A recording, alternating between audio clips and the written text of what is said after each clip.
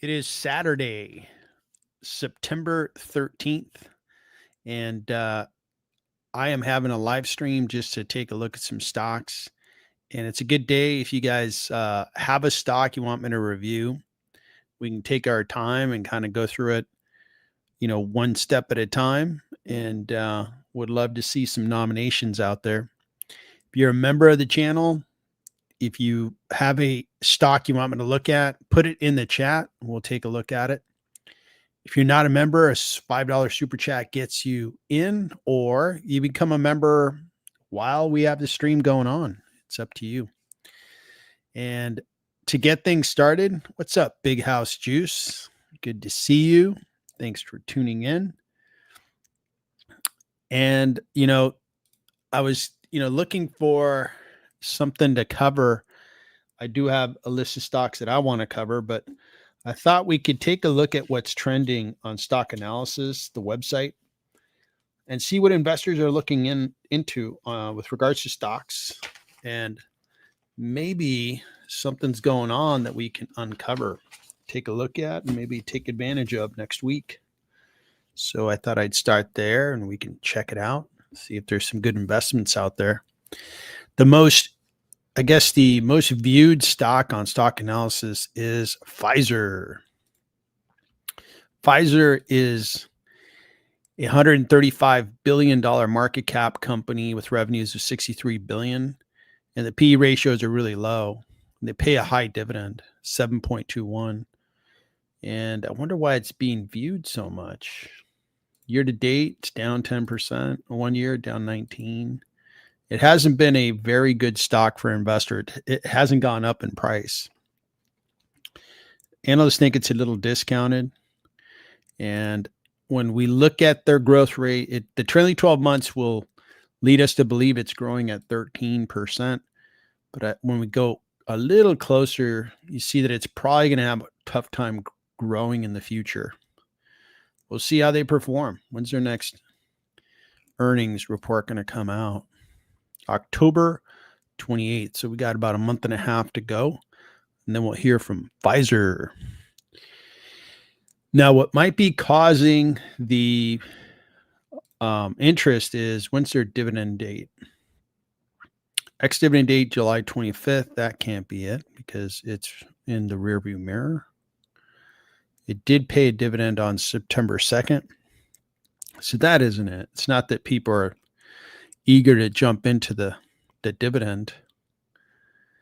It looks like the news that's making that stock go down is that Pfizer and Moderna are sinking because Trump officials plan to link 25 child deaths to COVID vaccine. And that's going to give the public a bad impression around vaccines. So that's the news that drove down the stock. All right. And it's kind of bouncing back a little bit from being down 4%. On Friday, how did stocks do on Friday? They didn't do all that great. Some stocks went up, some went down. The S&P was down just a tiny bit. The Dow was down 0.59, and the NASDAQ was up. Russell was down one full percent. So interesting. Blocks for fun. How are you, sir? Hopefully you are doing well.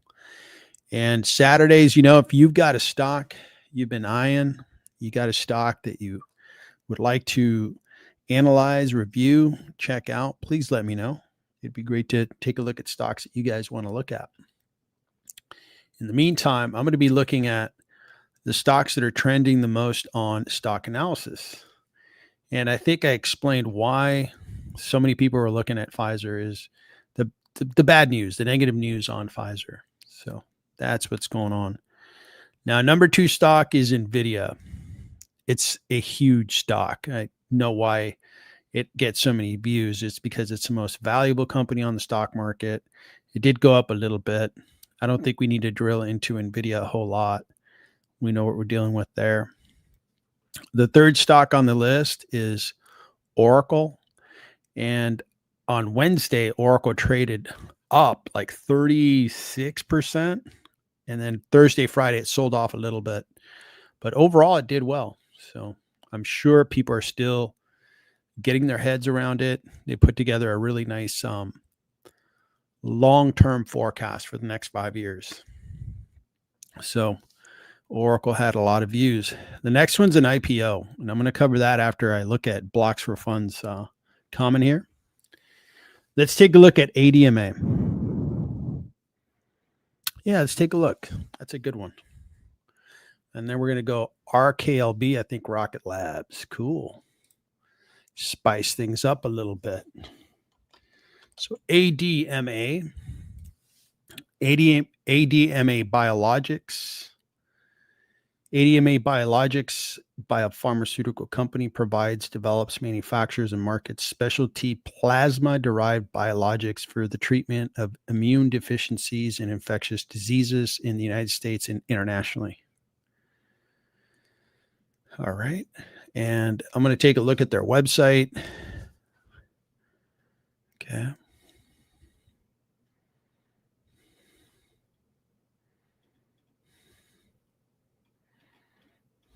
Okay. So just these guys are a biotech company. For the 1 year, these guys are down a little bit. Year to date, down. They really ran up in 2023, 24. Started to peak out in August of 2024. Have not done much, especially year to date. Haven't done much in 2025.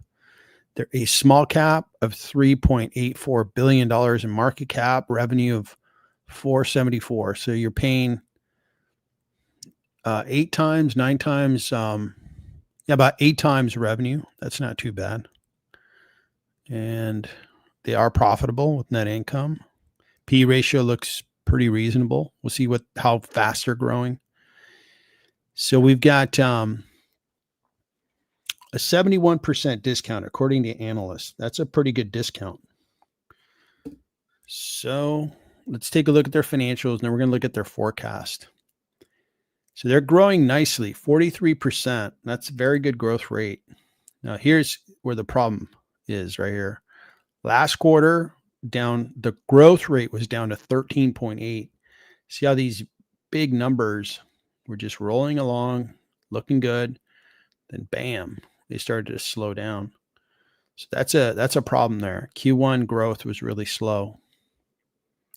I should say this quarter. I don't know if it's Q1. Sorry for misstating that. This quarter that ended June 30th, the growth rate was really low. Okay, so that's a yellow flag, could be a red flag. And looking at their free cash flow, it's doing okay. 65 million in free cash for the trailing 12 months. Their gross margin isn't as high as other like pharmaceutical companies. 53% is good, but some of these pharmaceutical companies are like 80% gross margins. The profit margin is very good, 44%. Wow, how did they pull that off? That's very good. It's inconsistent to some extent. It did come back from negative numbers into the positive. That is looking good. Okay. So I'd like to look at their forecast and how many analysts are covering. Only 3. Okay. They all like the stock. They think it's discounted substantially. Let's see how many of the analysts are putting their analysis into the consensus forecast. 6 of them are putting in their analysis into the growth rate. So according to analysts, we're seeing a slowdown in revenue growth, but it's going to pick up again. That's very encouraging. That's good news. That yellow flag temporarily is yellow. It can go to a green flag if they start to grow faster. That would be very good.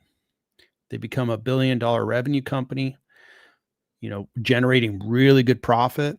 That looks really good. So the earnings per share is 92 cents. Okay. And let's take a peek at their balance sheet. I'm pretty sure they're good, but let's take a look just to make sure. So they have a $90 million of cash and $83 million of debt.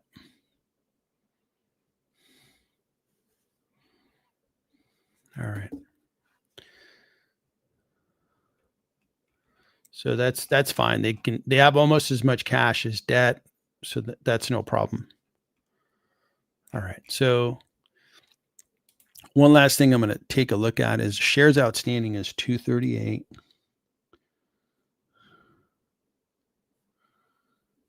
All right. So I have a valuation on these guys. Let's take a look at that.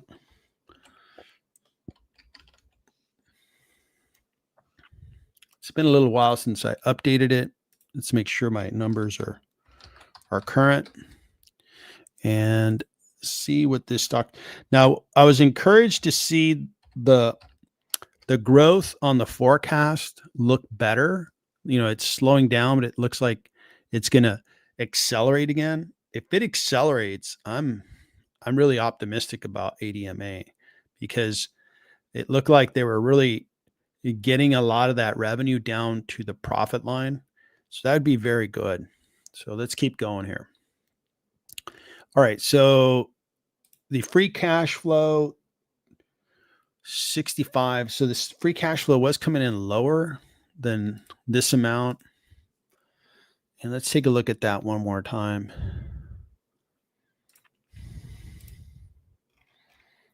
So free cash flow. See, it was trending higher and then it kind of hit probably a couple negative quarters. Here's one negative quarter. Okay. So go back to my valuation. And so this estimate, I'm going to update. We're going to go with 65.677 is the trailing 12 months. We're going to grow it by 40% and then grow these by 40%.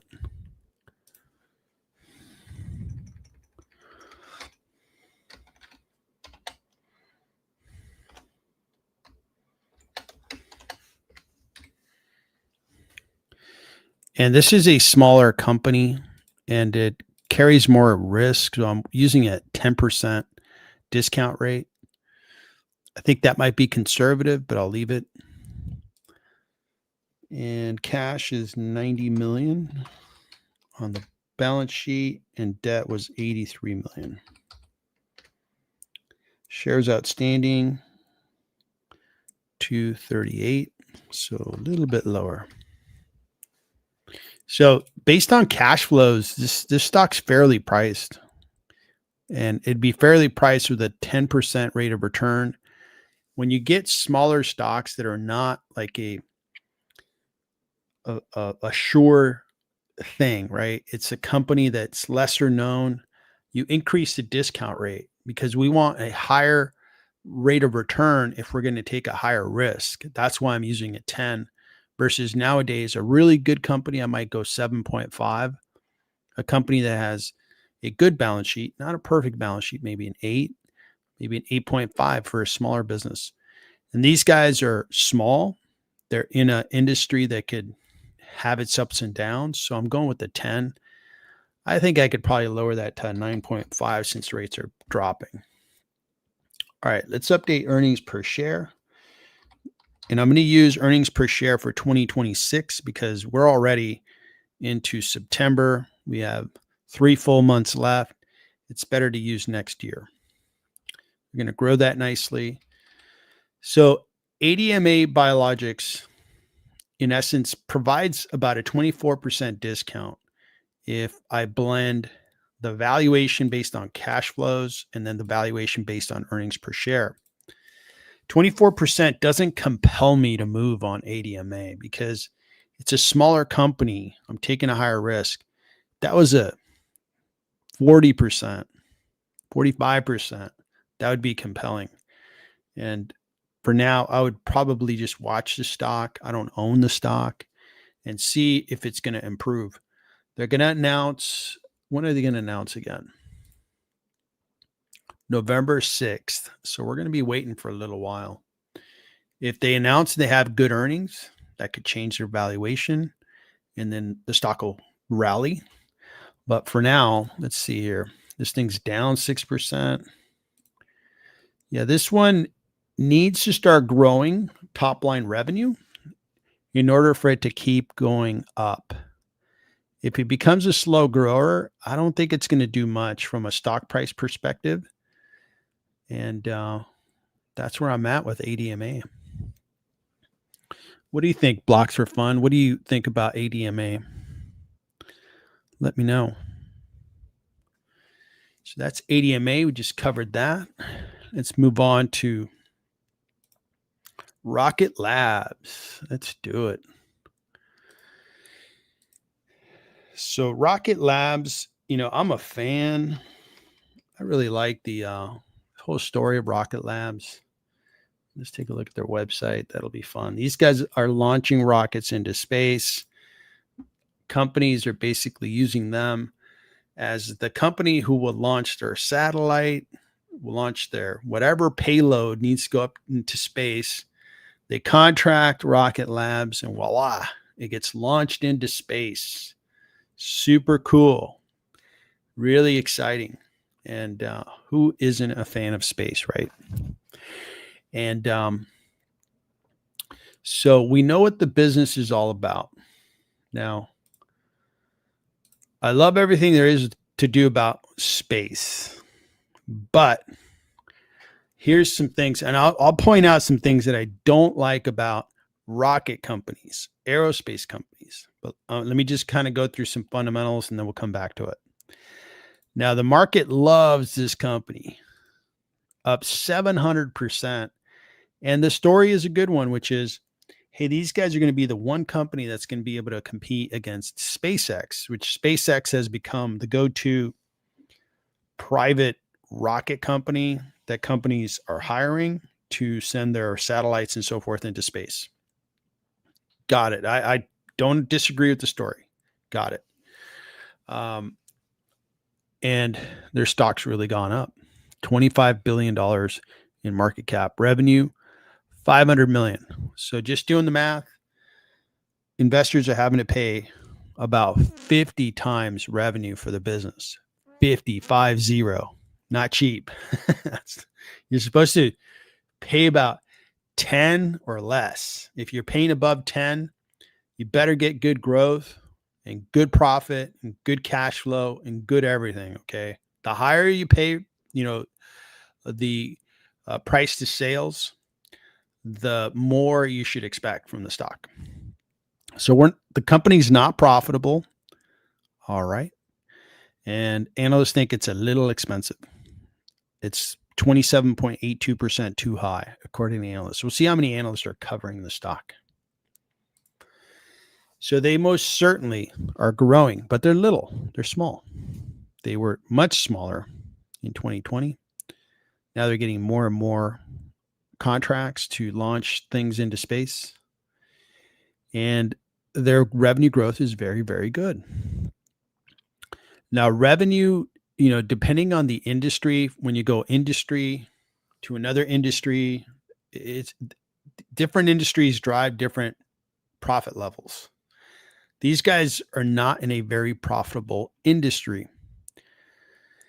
Let me show you what I mean. You see their gross margins. Meta is like 85% gross margins. These guys are way down here at 29, and that's a good year. 26, 21, 9%. Whew, that was brutal. And look at the profit margin. I just showed ADMA with profit margins of positive 40%. Here's a rocket company with negative 45%. So investors are excited about the story. They're excited about growth, but they shouldn't be excited about losses, right? These guys are losing money and they are burning cash because it just costs a lot of money to run this company. Now, it makes sense that a business like this is not incredibly profitable. The employees that work at a rocket company, they're not going to be like, the same pay scale as somebody who's making burritos at Chipotle. These are well-educated, very passionate, very intelligent employees that know how to launch rockets into space. They probably work at Rocket Labs because they just love the work.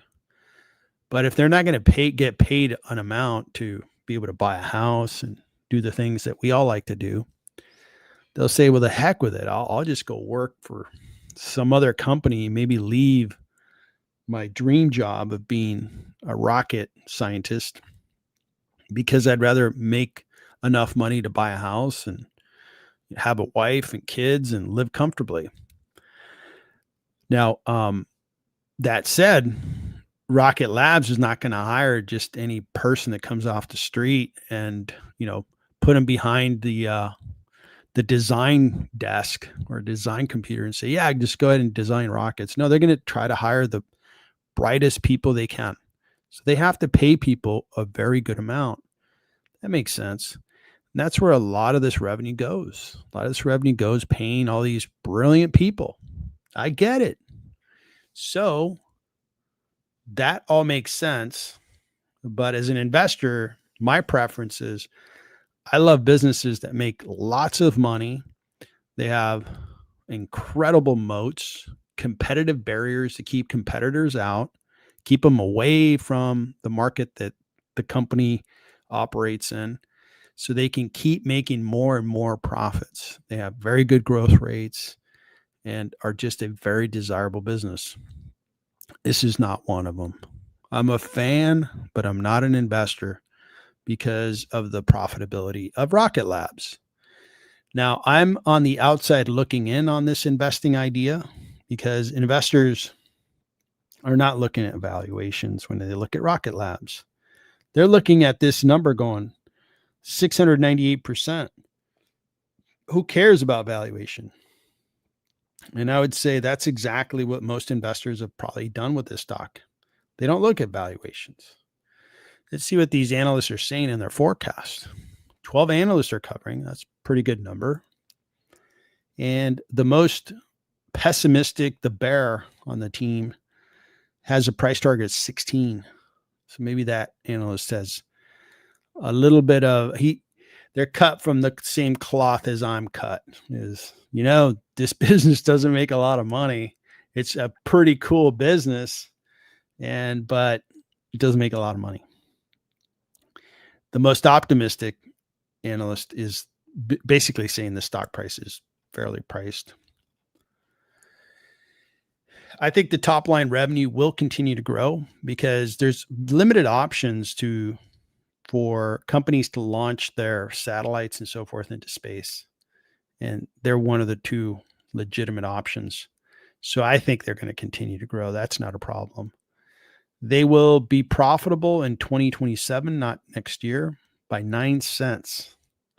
I would jump into a valuation, but I could tell you I'm not going to value this company anywhere near its current stock price. I'd probably say, they're 80% overpriced. That'd be how much I'd be up there or down there, I guess. And that's because you're going to make 9 cents a share 2 years from now. That's a long time to wait for 9 cents a share. Not very profitable. And then the following year, just 40 cents a share. It's just not a lot of money to be made in this business. And I'd rather go invest in, I'm not going to invest with my heart. I'm going to invest with my brain. I'm going to go buy those if I'm going to go buy a cool company, which I already bought. So, I think Reddit's kind of cool. Yeah. 47 billion. Yeah, they're cool and they're making money for investors. Nice combination. Now, not only are they cool, they're cool and they make money. 91% gross margins. Well, see, you're cool and you make money. Great. Profit margins. And they're a young business like Rocket Lab. Free cash flow margin. So these guys are like Rocket Lab. They're trying to do something unique, interesting. They hire really intelligent people, but they have just a very different cost structure. And speaking for myself, my job is to find companies that are going to take my hard-earned capital that I've been working to save up since I became a young adult, and I just continue to grow it. It's really fun to grow one's capital. My job is to find, I guess to use an analogy of Rocket Labs, the best vehicle to launch my capital as high as it can from a rate of return and have a trajectory of that capital growing year after year after year. And I will get there. I will get to a higher elevation if I go with companies like Reddit that have high margins, high gross margins, high profit margins, high free cash flow margins, that have terrific balance sheets. They have big markets to take on with a lot of addressable market. So that's my story on Rocket Labs. And I wanted to show you an example of what great looks like. So when we look at a Rocket Labs, I kind of put everything in its proper category, right? I'm a fan of Rocket Labs. I think they're super cool, man. I think their founder is super interesting. He didn't go to college, by the way. He just loved rocketeering, and he was self-taught, and he knows how to launch rockets. Awesome. Awesome story. But these are the numbers that I don't like. And these numbers, whatever aerospace company you look at, you're going to find gross margins are really low. And it's because the industry has that type of cost structure. And aerospace has been around for a long time. I don't see aerospace on the top 20 most valuable companies in the stock market. You find technology companies. You might find mostly technology companies that have high growth, high free cash flows. You're going to find your NVIDIAs, your Apples, your Microsofts, your Google Alphabets, your Amazons. You might find a pharmaceutical company. You might find a couple of financial services companies like JP Morgan. You're going to find businesses that are naturally high margin, high free cash flow generating businesses. That's what you're going to find. So my goal is to get my capital to grow as fast as I can, not to invest with my heart. I watch movies with my heart. And there's a really cool documentary that covers Rocket Lab. I encourage you to watch it to be inspired. And just a quick personal story on this summer. I was in Houston, and I got this hat in Houston at the Space Center. And I was able to go into checked it out, loved it. And they have an area, they call it the Rocket Garden. Yeah, I think they called it the Rocket Garden. They had all these real life rockets in display, and they had the big Saturn rocket. This thing was massive. It was so big. It's like just blew my mind how big it was.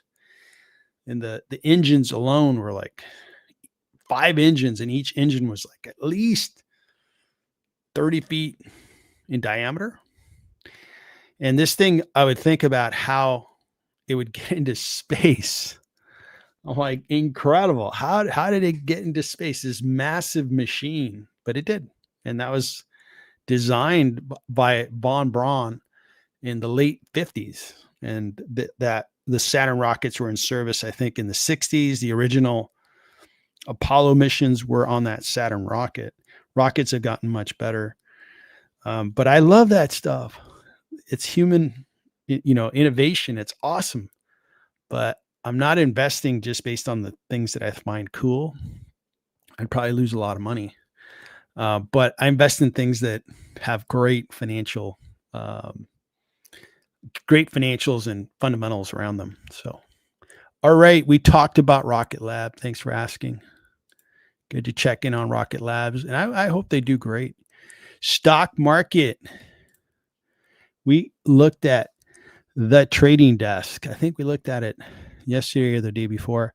I'd be happy to look at it. Just the rules of engagement, a $5 super chat, or join the channel, and then I'll be able to review stocks that you'd like, but take your pick, $5 super chat or become a member. What is your favorite robotic stocks right now? Do you see major tailwinds in the market soon, like King of NVIDIA? So I can't give you a robotic company, but I'm going to give you a company that has over 1 million robots in service. Amazon is using already in service in their logistics and their warehouses and so forth, over 1 million machines, robots doing tasks. And Amazon is known for the things they find are very useful for their business. They realize there's probably a market for this. We could probably sell, for example, AWS, Amazon Web Services. They realized 25 years ago that, hey, we're storing all this data for our website. We're doing all these operations. And our customers keep asking us, hey, is there any way you can store that data for me? I'd like to do analytics on it and so forth. So they started Amazon Web Services. They started selling cloud services. They were the innovator. And now it's the biggest profit generator at Amazon. Well, if they have over 1 million robots, 1 million in service, this isn't a theory. This isn't them saying in the future we'd like to have 1 million robots in service. No, they have 1 million in service right now. Probably will have 2 million in 5 years. They probably have a lot of knowledge that they can sell to their customers, especially with the credibility in the warehouse and logistics and so forth. And last is they have Zoox, which is real robo taxi. Amazon's company is Zoox, and that company right now is giving people rides in Las Vegas. So I'm going to answer the question of my favorite robotic stock is going to be Amazon, because they are really using robots in a way that's valuable for their business, and they can turn around and sell that to customers, sell the technology, sell the know-how, and they have the credibility to do that. So now there's some businesses that are getting the tailwinds of NVIDIA. And I think the market, man, it's an incredible time to be an investor. You know, you'll hear, at least you hear a lot of things, right? And you'll hear people talk about the risk of the stock market, which there is risk, but there are some age-old sayings that, hey, the stock market's gambling. The stock market is like going to Vegas and gambling. I disagree with that. I think the stock market, to the informed, diligent, dedicated investor, is a long-term wealth creator. And right now we are creating wealth fast. If you look at the last 3 years, wealth has been exploding, and investors that have been diligent, investing their time, energy, learning, are just killing it. So a lot of stocks are going to get tailwinds going forward. Our job's to find them, invest in them. So, okay, thanks for the idea. That's a very good idea. I'm going to note that. Best and worst robotics. Okay, noted that. Thank you, sir. All right, so, and I think we're talking about ADMA. It's probably smart to wait for the next earnings. Yes, these small businesses, there's big shifts in information they give us each earnings. So it's, patience is a skill, and sometimes patience is hard. Sometimes it's easy, like, hey, your stock's up 200%. Oh, see how patient I am? Yeah, it's easy. But what about when your stock's down 35%?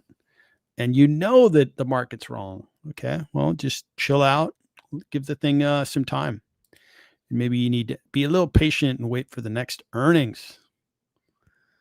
Yeah, Kurt, thanks for saying that. And I really love uh, investing, and the reason I love investing is that it's something that has continued to grow my adult life. If I look back at, my net worth, my savings when I was 20 years old, it was not, it wasn't anything. I was going to college. I was investing in myself, got myself through college, started to work. And as soon as the one thing I did when I was a young man, and I would pass this along to all the, whatever age you are, no matter what age you are, this is a habit worth following, is I saw people that I thought had what I wanted like 20, 30 years down the road. And I ended up making friends with, like, for example, a real estate developer. The guy made millions in the 80s, and he mentored me like late 80s. I stayed friends with him for 20 years. And he taught me a lot of really good stuff about investing in real estate, and how to make money through one's career, as well as, how to invest. And I was mentored by another man who, again, early years, I'm a young man. I reached out to people who were really successful. This other guy, he started his own business. He was in technology, and he left IBM and started his own firm selling technology to businesses. And that guy, had me read the book, Machiavelli's book, The Wealthiest Man in Babylon, and taught me the discipline of, saving more than 10% of your money. Always, each week, each month, you save 10% of your money and you invest it. You invest it in something that long-term it's going to drive wealth. So back to, doing stock investing, it gets really fun when, you're seeing the efforts you put in 30 years ago compound. Like, you put in $1,000 30 years ago, that's now, I don't know, $50,000, $100,000 of value. That's really fun. Investments you made 20 years ago are worth 20x what they were, back then. And all that happens because, I had the, I don't know if it was the courage or the humbleness to just reach out and talk to people who had done it, and just get their advice and just listen, and listen to sound advice, and ignore all the dumb advice. And a lot of that dumb advice comes from, I would say, some of Wall Street's kind of legacy. There's some legacy statements. I mean, you hear some people on CNBC and stuff, and I just got to tune it out. I'm like, I don't listen to CNBC a little bit. Yes. But I've learned what I need to turn off and what I need to really listen to. But all right. So thanks, Kurt. It's good to see you, by the way. And thanks for tuning in. Ben 10. What's up, buddy? Crawford versus Canelo. Let's go. I guess, it's going to be a battle, huh? And it should be a good one. All right. Ben 10's been looking at GSL.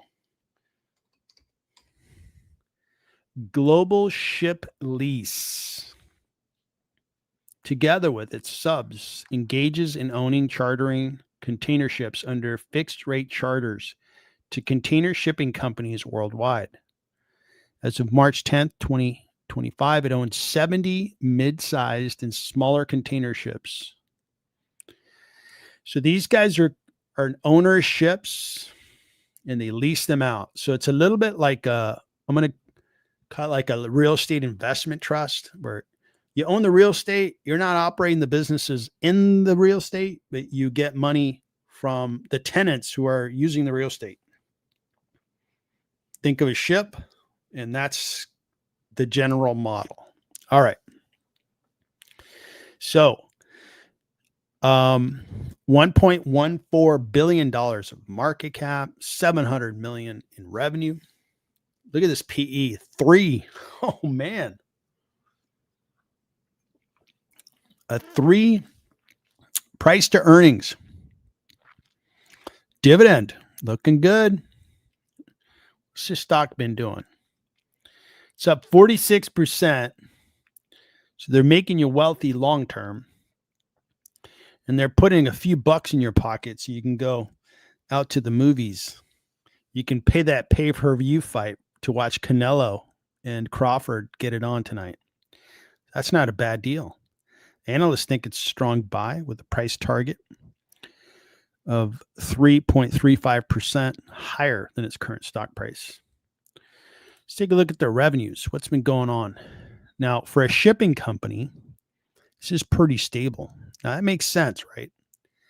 This shipping company is not having to negotiate, shipping rates with customers and dealing with the day-to-day. They make an agreement with a shipping company. We're going to lease you the ship. You're going to take possession of it for the next year, 2 years, 5 years, whatever the term is of that lease. And then they make money. So that's really good. I like that. Really warming up to this business. So the cost of revenue is fairly low. Gross profit's pretty good. All right. So we talked about Rocket Labs earlier, right?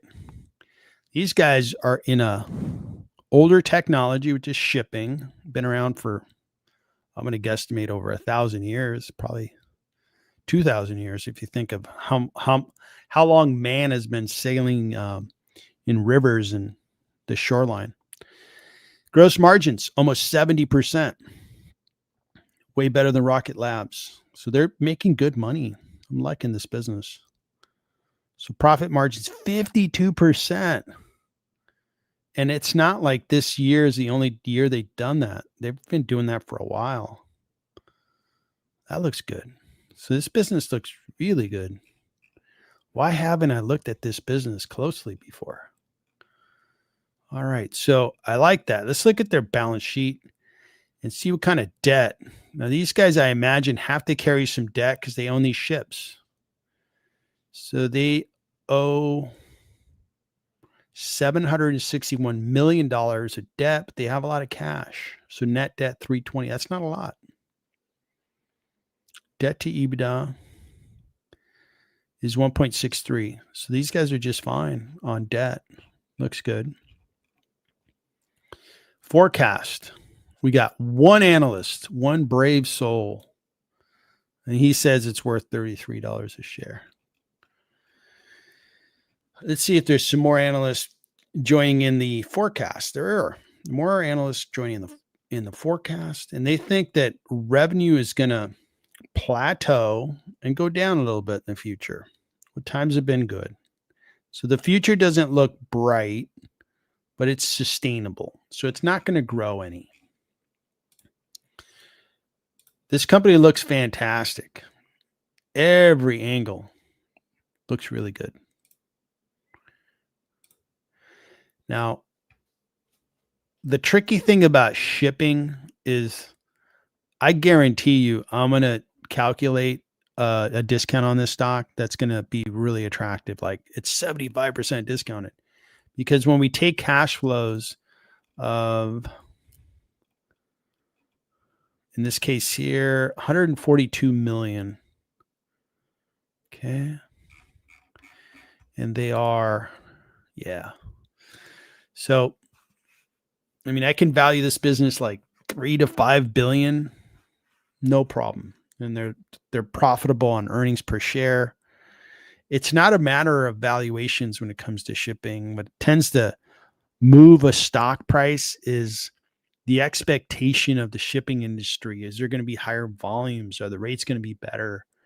And I don't think that's going to be that far different from Ship Lease, but I would say that these guys have been far better than like a Zim, which has been up and down. These guys have been pretty darn consistent. Man, if there was a pullback in this stock down to like 25, I'd have to buy this puppy. This is a good looking stock. So I would say GSL looks great. And if there could be a nice pullback, the market can cut us a break. This should be a really nice pickup at like 25, 22.50. It'd be a really nice stock to own because you're getting that dividend, and I don't see why they're not going to continue to succeed. They just lease out the ships. So it's a really good idea.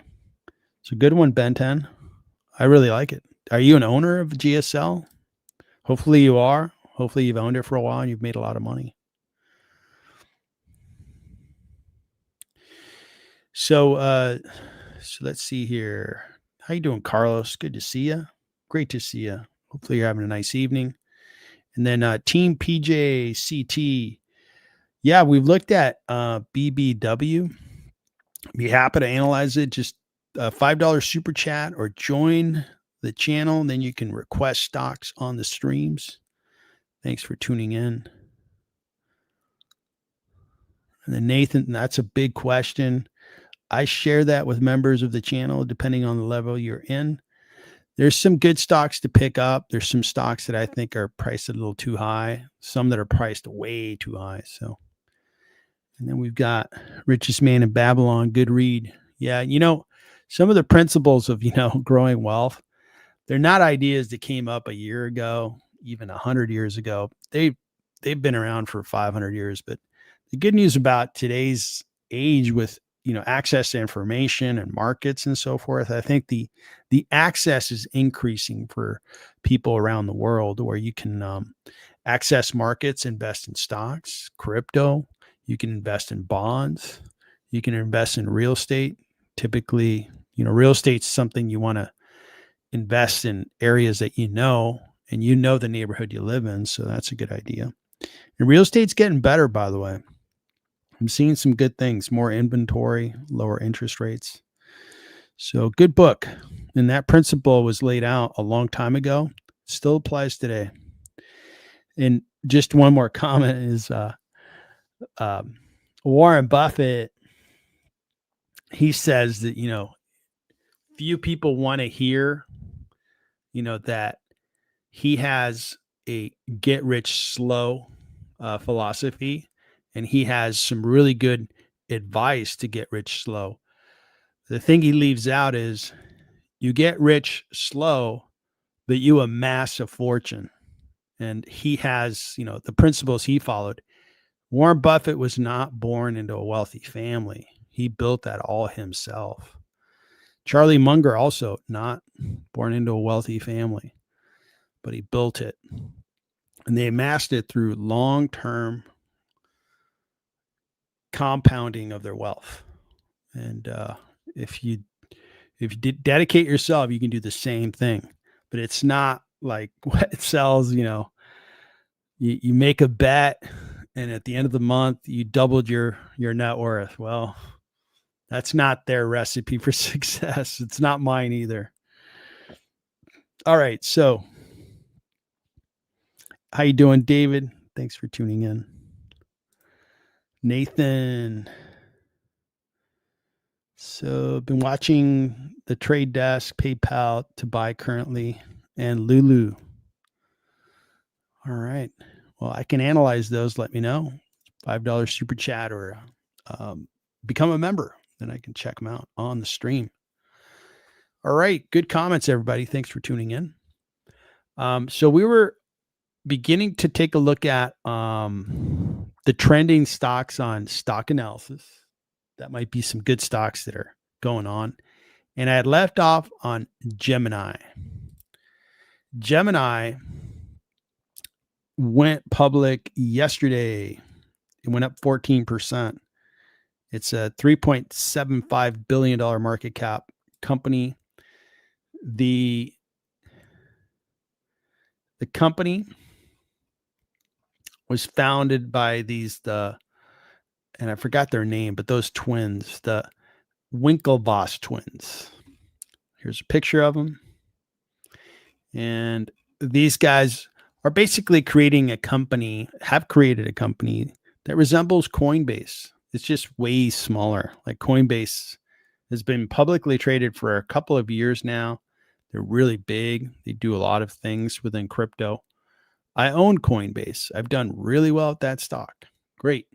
So these guys are coming into the market saying, hey, we'd like to be a crypto company doing wallet.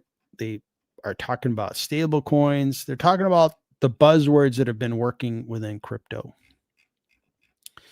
And I get that. So the market cap of the business, 375, revenue is really low, 136 million. So you're paying quite a bit for the company. You're paying about 30 times revenue, which is kind of a high rate.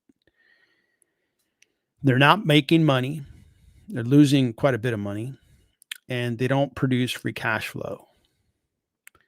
They just started releasing their financials. So you see, we only get 2 years of financials. And really now is when we're either going to see this stock flourish or crumble. Is as they announce earnings, that's when we're going to see, is this business really going to make money or not? So they're moving in the right direction on cash flow. They were burning $110 million of cash flow per year. Now they're down to burning 33. Gross margin, look at these gross margins. Terrible. And part of it is that they're trying to make money through staking, and they're using debt to own certain assets. Like you can stake Ethereum, but you're only making a couple percentage points. So that's a really hard way to have a viable business. You want to aim to have big net income margins, right? Net profit margins need to be high, like 20, 30%. So it's hard for these guys to really have a business that's going to have like a nice number land down here. Instead, right now, their profit margin is horrible, negative 292. So this business is not looking good. I think a lot of people are interested because it's an IPO, but I did my homework on this stock. As a matter of fact, I released a best and worst stocks that are IPO stocks, and those are companies that have IPO'd in the last 12 months to members of the channel. I just released it a couple hours ago, and this company was in there.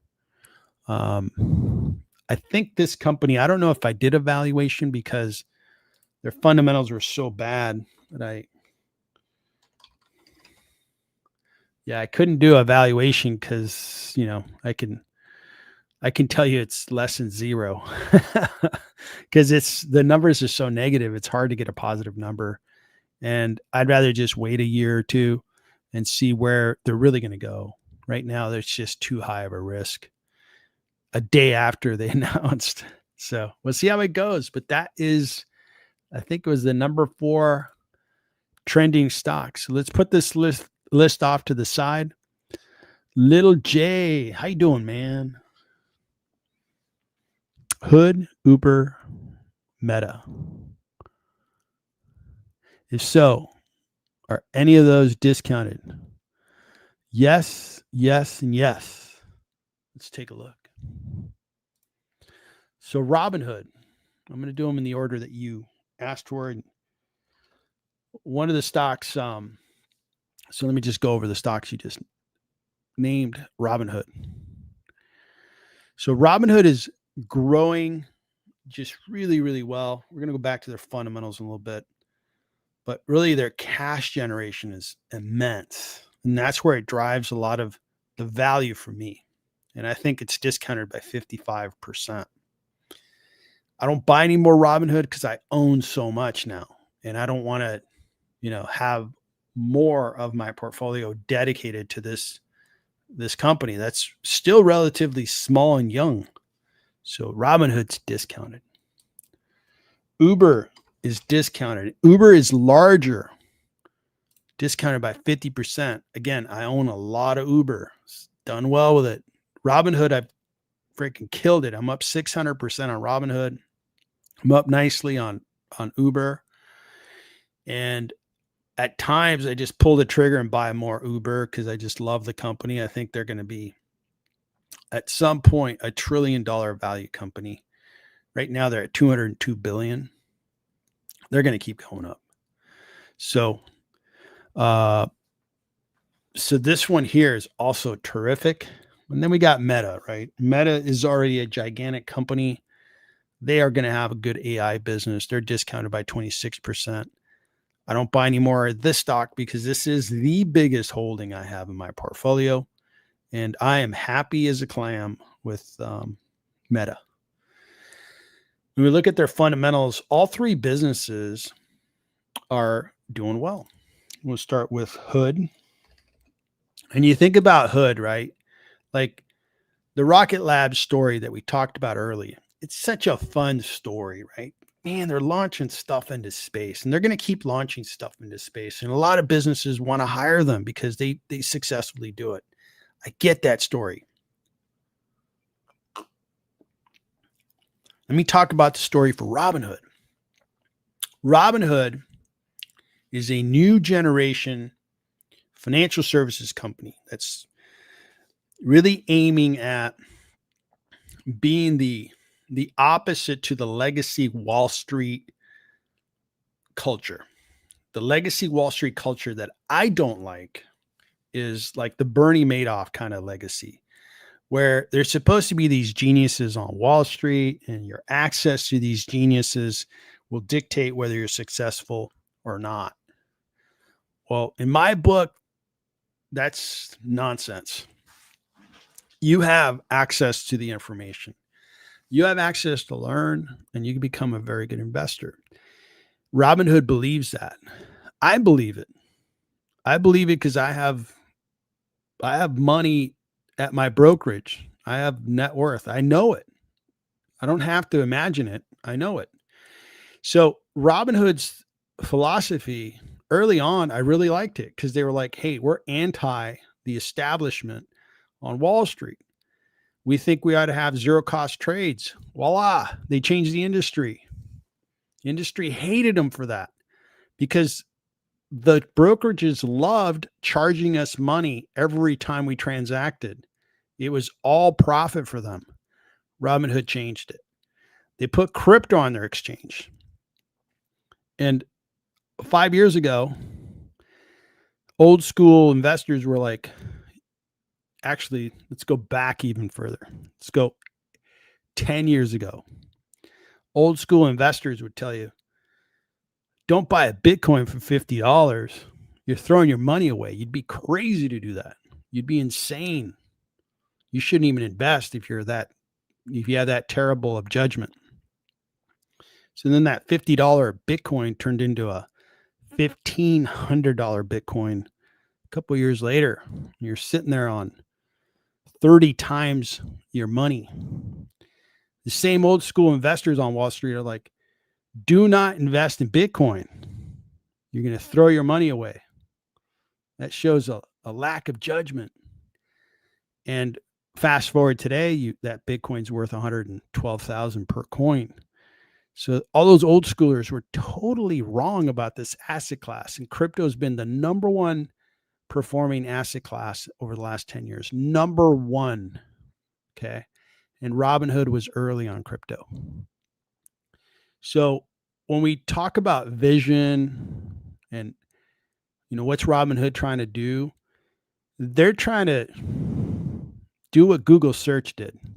When Google search got to the market, there was 25 search engines, and Google did it so good, it took all market share, literally like 99% market share.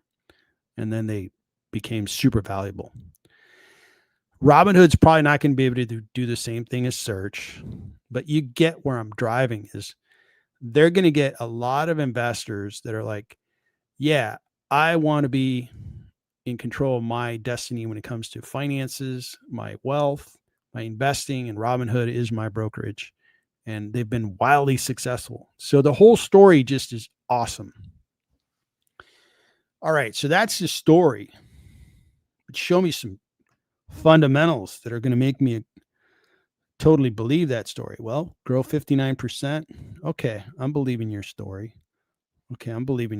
Now show me some cash flow, about 4.5 billion. Okay, I'm believing that too.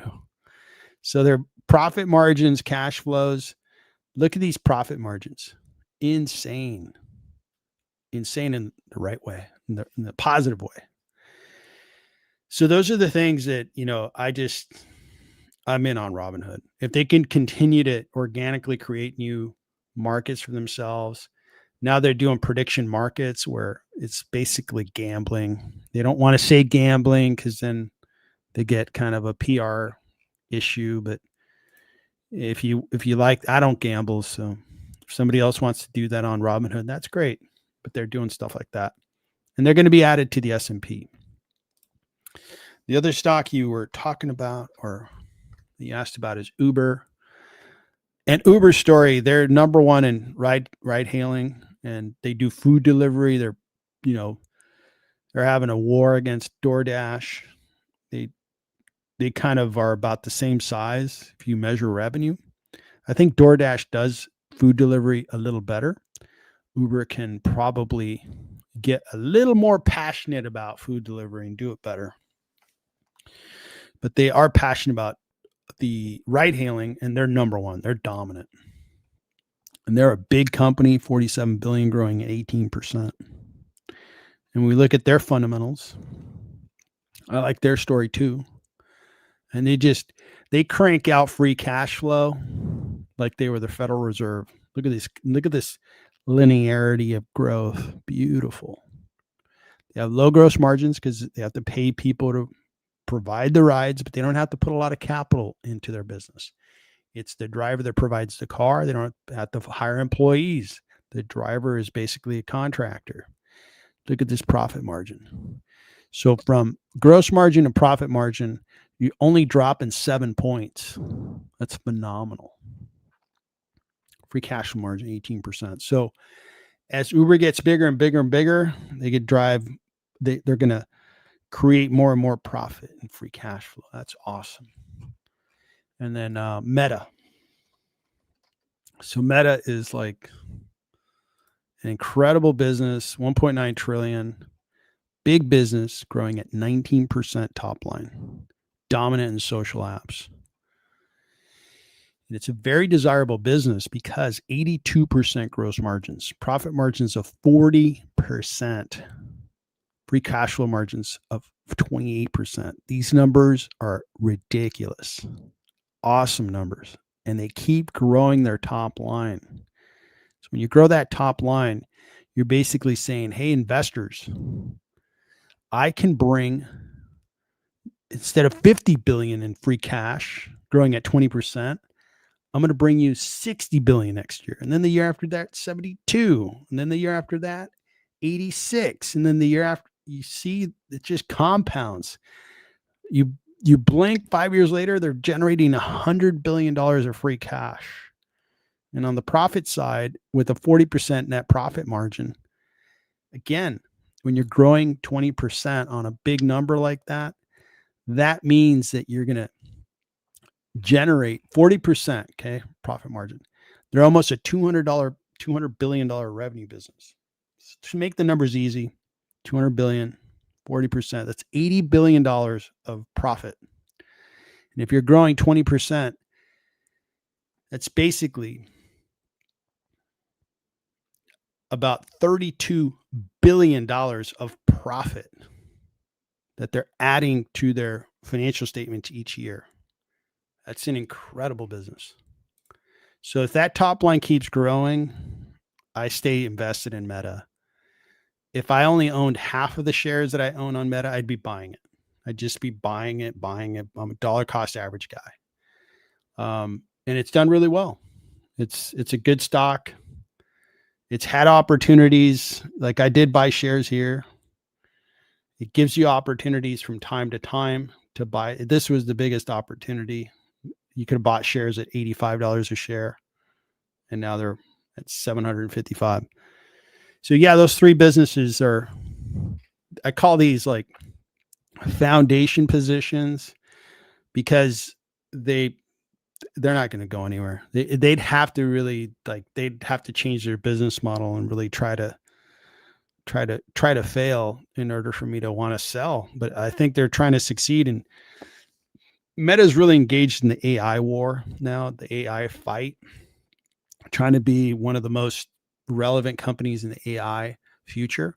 And I'm really excited about that. I think it's going to keep them at the forefront of social. And for all we know, they're going to become one of the dominant AI companies. We'll see. Good question. Big house.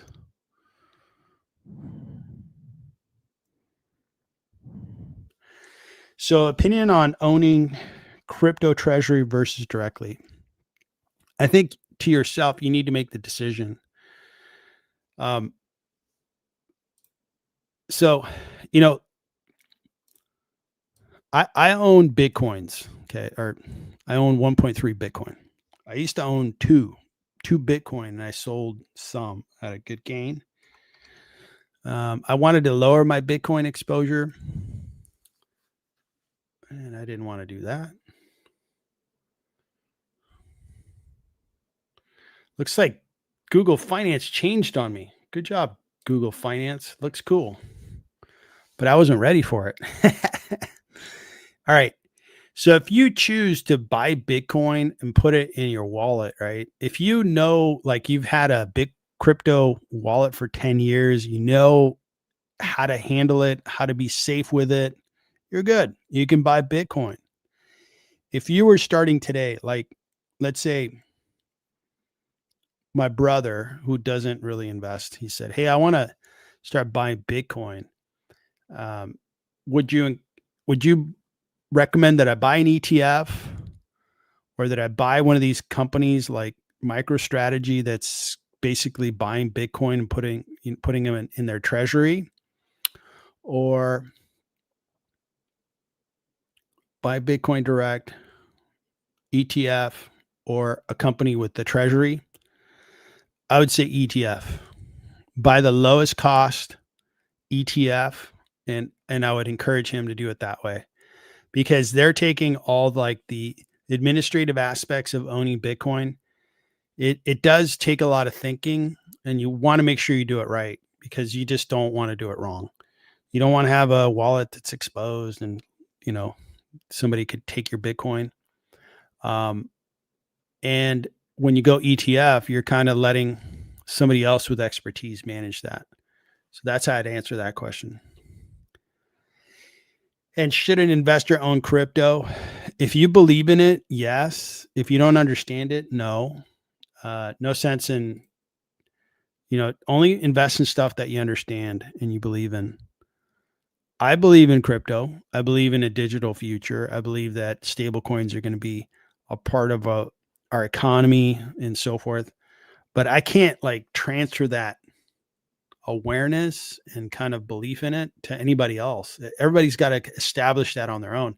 And there's plenty of information in YouTube videos for you to watch so you could ascertain what's the concept, why, what's behind it, what kind of investors buy into it, and try to get informed that way.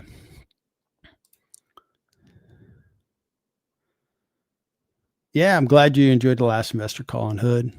Really glad you heard you felt that way, Carlos. For algorithm, how you doing, man?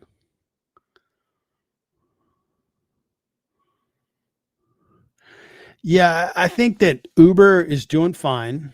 It could go higher. I don't think a Tesla is going to be an autonomous robotaxi threat to Uber. I think Tesla's got a lot to put together for their business to be a viable business. You can't just turn on like, okay, everybody has the Tesla app on their phones and they're going to start hailing rides from Tesla. People that have been using Uber for 10 years, they're not going to switch. If you're going to be picked up at the airport, you're going to be like, I'm going to go with something that I've been using for the last 10 years. Tesla's not going to have their service built out. And I think they're trying to go at it alone. Maybe all the Tesla fans will want to use it, but that'll be just a fraction of the population. When we talk about like the hundreds of millions of people that use Uber, you can't build that overnight. They've spent the last 20 years building that network. That's their moat. So I think Waymo is finding it hard to build out their network, so they're partnering with Uber. Uber is going to be fine, and Uber's already partnering with Neuro, and the cars they're also going to use. They're going to use an EV car, Lucent. It's going to be a Lucent SUV with Neuro, which is going to be the software that's going to power the robotaxi. And Uber is partnering with Chinese robotaxi producers for other markets like Abu Dhabi. Uber's already in service in Abu Dhabi with a Chinese partner. So Uber can do that internationally. So I don't think Tesla is not going to be the competitor that I'm afraid of. With Uber, it's going to be Waymo could be a big competitor because it's Google and they got the resources to really be a threat to Uber. But I think Uber is going to do great. I think it's going to do really well. When companies like Hood stay true to their brand, I agree. And part of it is, it's always a positive to have the founder lead the company because the founder really, they really understand that industry. They know the advantages. They know where they want to keep the company in order for it to continue to flourish. And of course, Robinhood is being led by its founders. So I agree. Little J, thanks, man. Good to see you tonight. And I'm getting a couple requests. If you're not a member, $5 super chat. I can look at GAMB. Be happy to. If you're not a member, a $5 super chat or become a member on the fly, then I can take a look at it. So let me know. All right. So we went over Gemini, gave you my comments there. If you're a member and you look at the video I posted today, which was the best, worst IPO stocks that have been released over the last 12 months, this is one of the stocks that I reviewed in there. And we're working off a list of the trending today. Another stock that's trending is BTI. BTI is British Tobacco, British American Tobacco. And this stock's done really well for the year to date, 1 year 44. Not so good over the 5 year. They pay a big dividend. So these guys, 123 billion, revenues of 35 billion. Okay.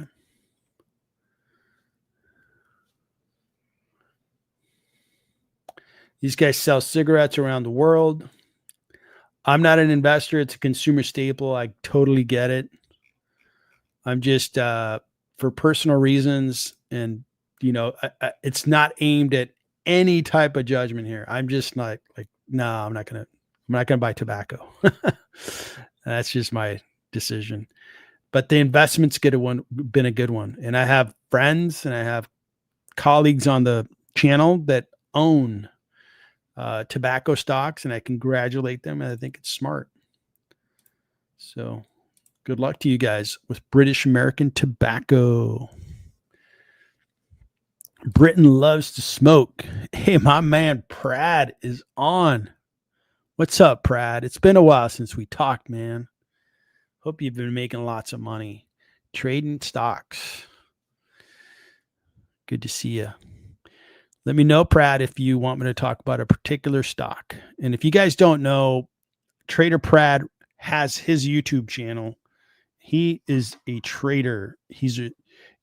Forgive me if I get it wrong, Prad, but he wants to trade and make money that day or that week. And fascinating to see him operate. Of course, when I do some streams, Daryl and I will co-host streams, and Daryl's a more long-term minded investor. He uses charts big time, as does Trader Prad. But Trader Prad uses a very short time fence. So he's really active in looking at the stock in the day and really trying to see what kind of intelligence he could draw out of that stock so he can make money. I think what he does is far harder than what I do in a way, because he's got hours to work with where I have years, and I want my money to compound. So it's a whole different, I guess, not direction, but I would say way of doing it. And I appreciate what Prad does. I encourage you to check out his channel. And I think it'd be fascinating if you sit in on his live streams, as I do from time to time. And the chat on his live streams is really fun to be a part of. Good to see you, Trader Prad. All right. So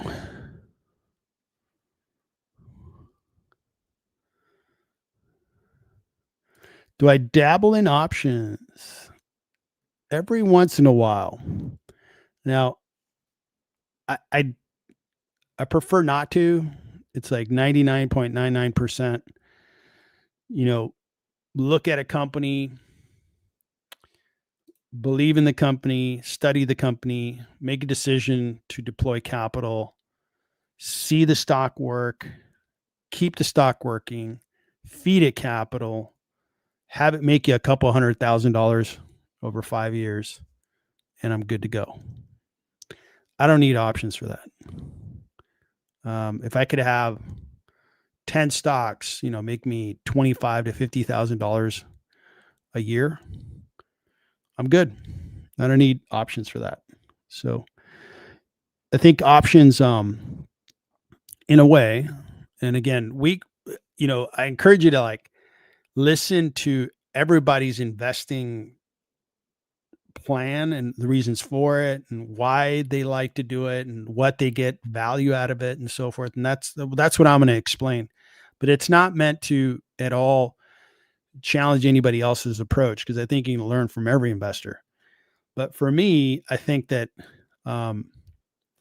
if I could focus on finding the best businesses and just invest in them and stay in those businesses and really spend my time focused on those businesses, making sure that I keep up with earnings reports, news on them, reevaluate them, listen to other YouTubers when they talk about meta platforms, and stay tuned in on meta platforms. That's best for me. And, options I think are much harder because you just put a date on, when you're supposed to make that thing work. But I do dabble in them, by the way, once in a while. So, but not much. And if you look at the way Daryl invests, he does do options, but the way he does options, it's kind of a methodical way, and he's trying to extract income out of it. And I get it. His objective is some income generation, where me, I don't really care about dividends or income. I want appreciation. I want Meta to go up 183% over 5 years. I want it to go up 47% over the 1 year. That's what I want. Everything else takes care of itself. If I need 10 grand, I sell however many shares I need to sell of Meta, and I got my 10 grand, and I go, do whatever I need to do with that 10 grand. So that's why options are not a part of my core plan. Good question. Keep asking them. And I would encourage you to go listen to somebody who does use options as kind of like a staple in their strategy, and understand why they use options. So you can maybe you hear something that's useful for you. All right. Going down the list. This company's making a lot of noise. Open Door. Now, we've looked at Open Door on member calls on the channel, and I think it had a really, really good month, right? 292. Yeah, that's a pretty good month. Year to date. Wow, look at that. Incredible. Now, the 5 year, isn't that incredible? If you bought the stock way back when, you're down 28%. But it's really done well. So This is a small cap. That's what some small caps can do, is they can really go up. And I know that there was some news. What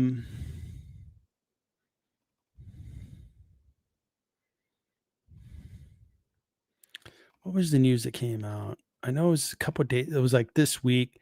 I think interest rates are going to help, because what Open Door is they're a digital platform for residential real estate transactions. Okay.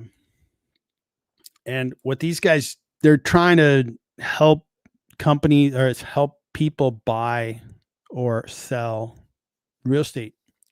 And I get that. It's an old profession. The margins are tight. They're quarterly. They had some growth. They had some optimism. I forgot the story. I heard it earlier this week, but their growth isn't great, right? It's okay. And when you look at their margins, that's what's like, what? Gross margins 8%, profit margin negative. So, okay, you're growing a little bit, but you don't make a lot of profit. Now the cash flow is better. That is pretty good cash flow. But I'm seeing a lot of negative numbers here. So there's not a lot of money to be made in this type of business. I mean, real estate's been around for hundreds of years. Buying and selling it's been around for hundreds of years. It's a very mature industry. It's not like this is going to grow up to be a $100 billion company. No, right now they're really going up because they're a small cap. But I don't get why they're even up this much. This one is kind of a meme stock, not based on fundamentals, because they're not making any money. They're not making any consistent cash flow. So it's really hard to do it. It's really hard to value it. Excuse me. All right. So that's Open Door. Adobe announced their earnings this past week. Now they announced really good earnings, and I listened to a couple other YouTubers, because sometimes, I think of a stock and I'm like, the market just doesn't have this stock right. I believe Adobe's highly discounted in a very good quality business that is growing consistently, has tremendous gross margins, drives free cash flow, grows it. They used to be a $3.7 billion cash flow driven company. Now they're up to 9.5. That's exactly what we want them to do. 89% gross margins, 30% profit margins, free cash flow margins. This is like meta. This is exactly what we want. But the market has it in its head, its collective head, AI is going to hurt them. Hey, we're not sure what's going to happen to Adobe. But in Adobe's earnings, they did a really nice job of showing how they're actually like 90 or 98%, 97% of corporations have tried the Adobe AI in their companies. Something like 90% of them have found that the Adobe AI is saving them time. It's like, that's exactly what we want out of the AI paradigm for Adobe. But the market is not buying it just yet. And that's not the first time. I'm going to show you a couple examples to show the market sometimes is behind. And it's when a couple of things could have a stock really begin to work. Sometimes it's big investors get into it, like United Healthcare has really started to move up fast. Sometimes it's a couple of stories go away that were mostly fiction and not fact, like Google has really gone up over the last month. It's up, like 30%. And I think Adobe is going to be one of these stocks that we're going to be sitting here a year or 2 years later, and it's going to be like $1,000 stock going, wow, it's amazing that the market was really doubting it. So I watched two other YouTubers that I respect. And without, not knowing what they were going to say, they both agree with what I just said, is that the market's out of its mind when it comes to Adobe. It's a good business. It's doing everything it's supposed to be doing fundamentally. So it's interesting that it's getting a lot of attention on the stock analysis website. Tesla, it's always getting attention. But you know what I don't even know what this is, so I got to look at it. Fofo? Man.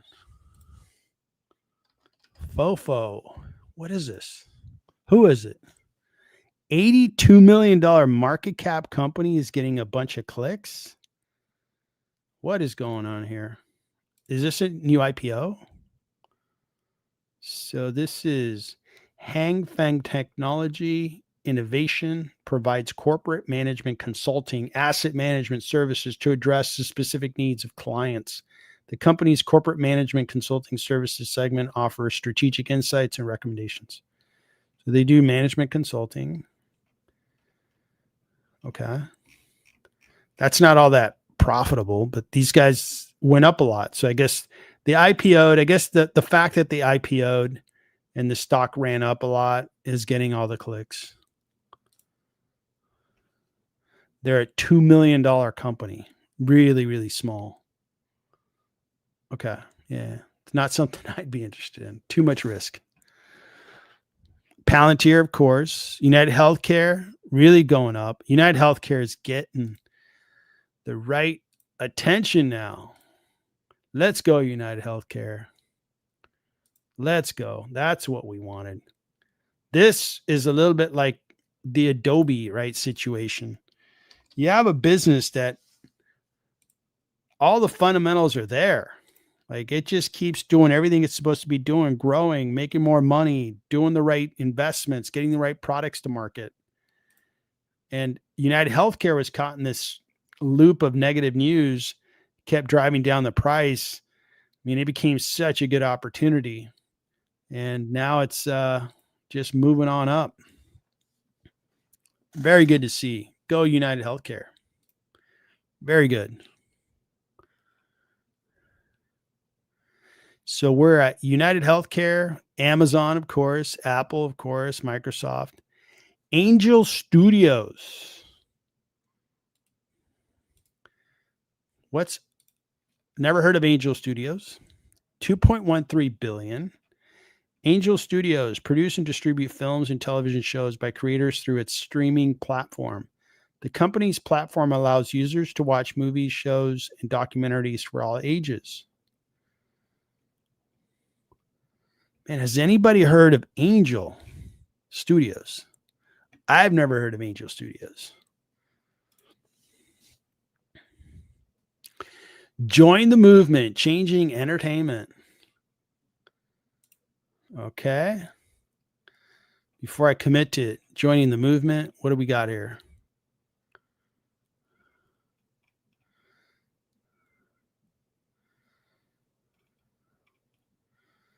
Looks pretty cool. It's the right type of business.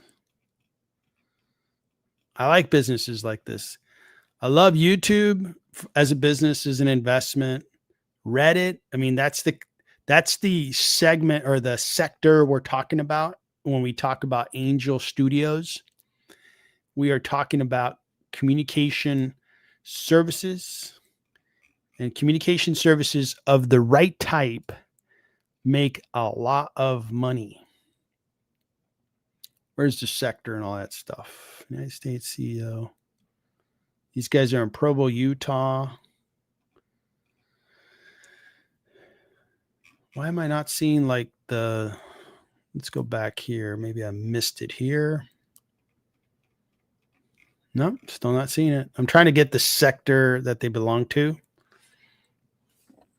But they're communication services, just like Netflix and Disney. Those guys are communication services. So what's going on with Angel Studios? These guys went public. There are a lot of IPOs. I did not see this as an IPO that came out. I would have been all over this. So that's why their profile is like a little light, is they just went public. And all right, let's take a look. So these guys are 2.13 billion, revenues 115 million. So you're paying 18 times sales.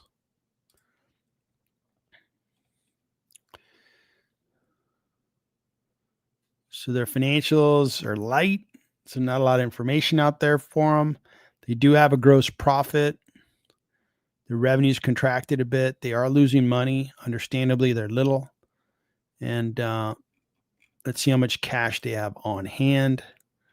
That's important for these young businesses.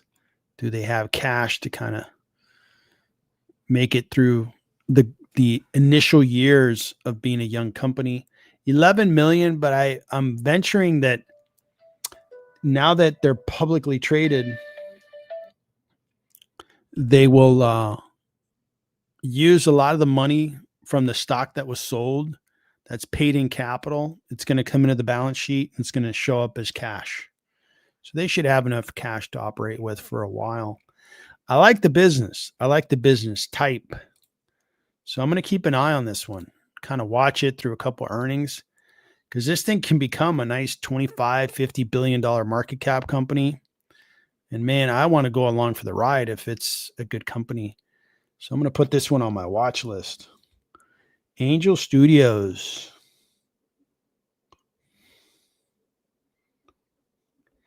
And those fans of Napoleon Dynamite, really low budget movie. I believe the creator of that movie, the writer, and he actually filmed the movie, I believe. He was from Idaho. He did a great job with that movie. It's a awesome movie. Great story. Great everything about that movie. My kids loved it, and I enjoyed it as well. Angel Studios. All right, so got through Angel Studios. AMD, always getting clicks. Broadcom, deservingly. This one's just been an untamed animal. $1.7 trillion. Micron's been getting a lot of clicks because they're there's been some reports that Micron could, they've already seen a lot of revenue, but they could see even more revenue. And I've seen Black Bear Coffee. I think this was an IPO. Let me come back to that. Nebius has come up on the streams quite a bit. And I think the stock's neat, awesome, right? 28% year to date. It's probably flourishing because data center stocks have been flourishing. I'm just cautious with these because when you look at these companies like this one here, so their gross margin, these guys switched, I think they switched businesses. And you see how their financials, I think they were doing something else. I forgot the business they sold off. Then they rebuilt their business. This is a young business and they're trying to go up. When you're doing data center cloud services, you're going up against AWS, Microsoft Azure. These are huge companies, right? And if there's any kind of pullback, these guys are going to be hurting. For now, I mean, they're really going up, with the story being that AI, there's just so much demand for, infrastructure. So interesting. Nebius getting a lot of clicks. And then what was that other company?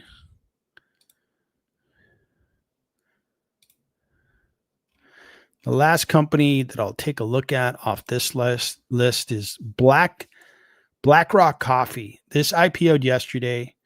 What's the story on BlackRock? Owns, operates a chain of drive-through coffee bars. Okay. So they're going to compete with Starbucks. $425 million revenue. This is a restaurant. I'm not big on restaurants. Saying consumer staple, I don't agree with that. If it's just drive-through coffee bars, that means it's a restaurant. Yeah, so misclassified in my opinion. So they're growing, nice clip, but they're tiny. They don't make a lot of money. Restaurants don't make a ton of money. This gross margin's 50%, but look at their profit margin, negative. No free cash flow. You got to pay a lot of employees. You got to lease out expensive real estate. There's just a lot to do with a restaurant and a lot of things to pay for. And it dries up the profit. It dries up all that profit and you get left with very little. So good luck to anybody that wants to take a look at BlackRock, but I will pass. I want to go find the next Reddit want to go find the next Meta, the next Astera Labs, and so forth. Next Alibaba. Alibaba's killing it. So, all right, guys. So good stream on a Saturday. I like Saturday streams, kind of low stress. Just kind of go through some stocks, kind of at a nice, smooth pace. I appreciate you guys tuning in. Big favor to ask is, I know that several of you posted and you're not members. I invite you to become a member. If you become a member, your name comes up highlighted with a little symbol next to it, denoting that you're a member. If you want me to look at a stock, boom, we're off to races. Any level, you automatically on a stream, I could take a look at stocks for you. There's levels where you could get access to my tools, like my valuation model that I created. You get access to my valuations that I put into a shared folder. If you go up the member levels, you can send me a stock ticker. I'll do full analysis on it, deliver it to you. If you go to a platinum user, you can give me 3 symbols and I will get those 3 symbols done. It's almost like you're hiring an analyst to do the deep analysis on stocks for you. So it's kind of paid research for you. Now, take a look. If you want to become a member, it'd be great to have you as a member. And if you go like advanced investor level, you get access to the Discord. We're all over Discord. So you get to chat with a lot of the member investors, which I think you get a lot out of. So everybody have a good night. Enjoy. If you're going to watch the fight, enjoy the fight. We'll see who makes it out of that war successful. I'm sure they're both going to, fight really well. They're both talented. One's a little younger, and we'll see who wins. All right, everybody. Have a terrific night. I'll catch you guys on Monday morning. I'll be streaming on Monday, 9 a.m. Eastern with Daryl. And good luck with your investments. Take care.